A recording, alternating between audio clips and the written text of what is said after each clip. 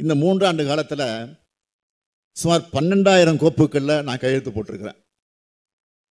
இத்தனை கோப்புகளை கையெழுத்திட்ட நான் இன்னும் சில கோப்புகளில் வேணும்னே கையெழுத்து போடாமல் இருப்பேன்னா?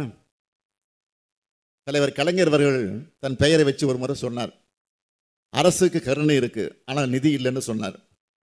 அதே நிலையில்தான் நாமளும் இருக்கிறோம்.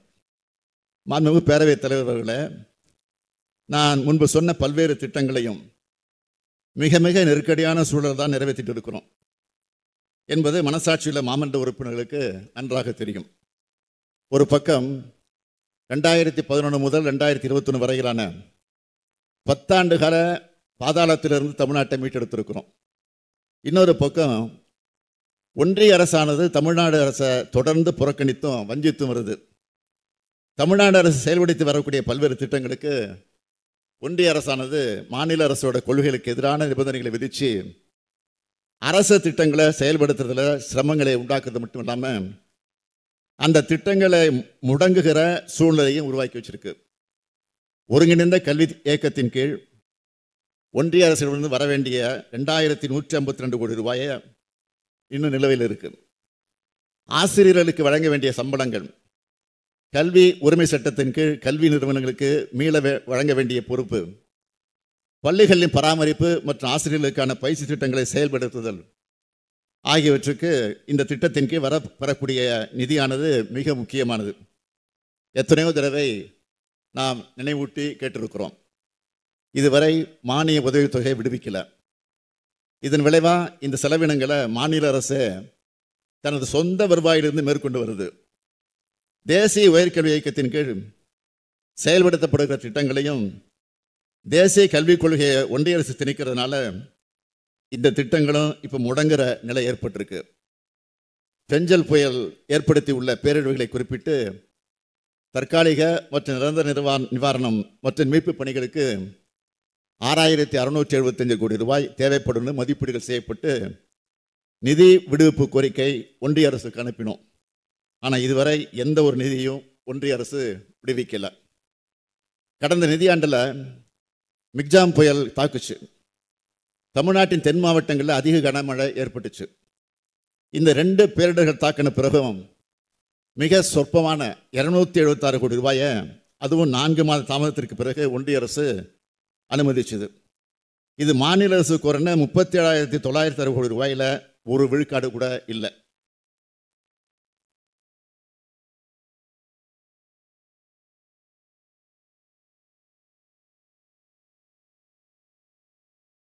ஒன்றிய அரசு வீடுதோறும் குடிநீர் என்ற திட்டத்தை வச்சிருக்கு.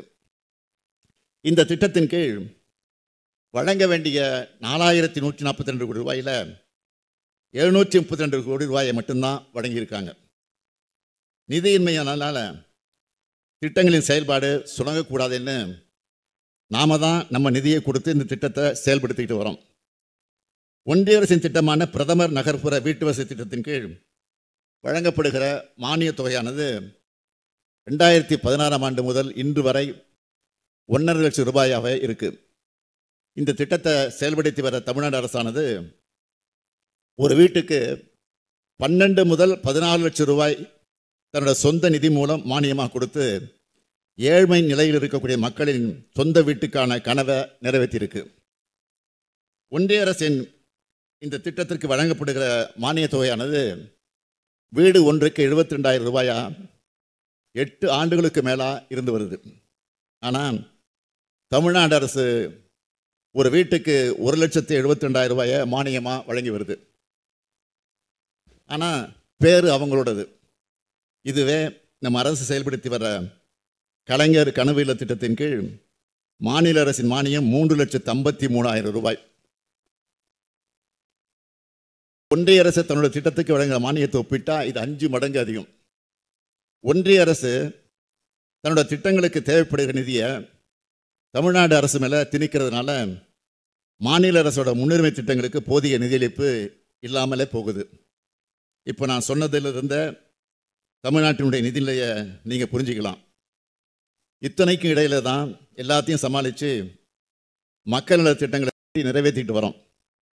மாண்புமிகு எதிர்க்கட்சி தலைவர் அவர்கள் நேற்று பேசும்போது கடந்த 5 ஆண்டுகளில் தமிழ்நாடு அரசின் வருவாய் உயர்ந்திருந்தாலும் அரசின் கடன் சுமை பெருமளவு உயர்ந்திருப்பதாக தெரிவித்தார்.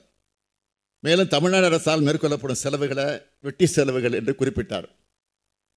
அவர் குறிப்பிட்ட கடன் பிரச்சனை குறித்து நேற்றைக்கு நம்முடைய மாண்புமிகு நிதியமைச்சர் அவர்கள் ஏற்கனவே விரிவாக பதில் சொல்லியிருக்கிறார். ஒவ்வொரு மாநில அரசும் வாங்க தகுதியான கடன் அளவு அதன் பொருளாதார உற்பத்தி மதிப்பில் ஒரு குறிப்பிட்ட சதவீதமாக வரையறுக்கப்பட்டிருக்கு. அந்த வரம்புக்கு உட்பட்டுத்தான் தமிழ்நாடு அரசு கடன் வாங்கியிருக்குன்னு அவர் தெளிவாக நேற்றைக்கு எடுத்து சொன்னார். எனவே இந்த கடன் பிரச்சனை பற்றி நான் மேலும் அதிகம் விளக்க தேவையில்லைன்னு நினைக்கிறேன். இந்த திராவிட மாடல் அரசு மேற்கொண்ட செலவுகளை பொறுத்த வரைக்கும் தமிழ்நாட்டு வரலாற்றில் முன் எப்போதும் இல்லாத அளவுக்கு கடந்த 3 ஆண்டுகளில் பல மக்கள் நல திட்டங்களை திட்டி செயல்படுத்திட்டு இருக்கிறோம். இது எல்லாமே தமிழ்நாட்டில் உள்ள கடைகோடி மக்களின் நலனுக்காகத்தான். விடியல் பயண திட்டம், கலைஞர் மகளிர் உரிமை திட்டம், புதுமை பெண் திட்டம், காலை உணவு திட்டம், தமிழ் புதல்வன் திட்டம் போன்ற இந்த திட்டங்களுக்கு மேற்கொள்ளப்படக்கூடிய செலவுகள் எல்லாம் வெட்டி செலவு என்றுதான் எதிர்க்கட்சி தலைவர் நினைக்கிறாரா என்றுதான் என்னுடைய கேள்வி. பெண்கள் மாணவிகளோட சமூக பொருளாதார கல்வி முன்னேற்றத்துக்காக பண்ணுகிற செலவுகளை எதிர்கால தமிழ்நாட்டுக்கான முதலீடாக தான் நான் பார்க்குறேன். இந்த திட்டங்களின் கீழ் பயன்பெறும் கோடான கோடி பயனாளிகள் கிட்ட உங்களுக்காக திராவிட மாடல் அரசு மேற்கொள்கிற செலவு வெட்டி செலவுன்னு சொல்ல எதிர்க்கட்சி தலைவர் தயாராக இருக்காரா? மாண்புமிகு பேரவைத் தலைவர் வாயிலாக நான் கேட்டுக்கொள்கிறேன். அடுத்து மீண்டும் மீண்டும் டங்ஸ்டன் பற்றி கிளப்பி மதுரை மக்களை குழப்ப பார்க்குறாங்க.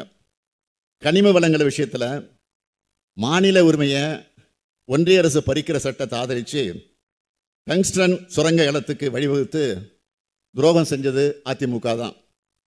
ஆனால் நாங்கள் இந்த சட்டத்தை நாடாளுமன்றத்தில் எதிர்த்தோம். சட்டமன்றத்திலையும் நீங்கள் பேசி முடிச்சவர் நாங்கள் நாடாளுமன்றத்தில் எதிர்த்திருக்கிறோம். சட்டமன்றத்திலும் சொல்லியிருக்கிறேன், நான் முதலமைச்சராக இருக்கிற வரை இந்த திட்டம் வராது என்று தெளிவாக சொல்லியிருக்கிறேன். அதையும் மீறி அதையும் தாண்டி சொன்னேன், அப்படி வந்தால் இந்த பதவியில் நான் இருக்க மாட்டேன் அப்படின்னு இறுதியாக சொல்லியிருக்கிறேன். இதற்கு பிறகு மக்களை குழப்பி அதில் குளிர் காய வேண்டாம் என்று குளிர் காய்ந்து கொண்டு இருக்கிறவர்களுக்கு மட்டும் இதை சொல்கிறேன். இதுக்கு உடனே எந்திரிச்சு அந்த வார்த்தை எடுக்குன்னு கேட்காதேன், குளிர் காய குறிப்பிட்டு சொல்கிறேன்.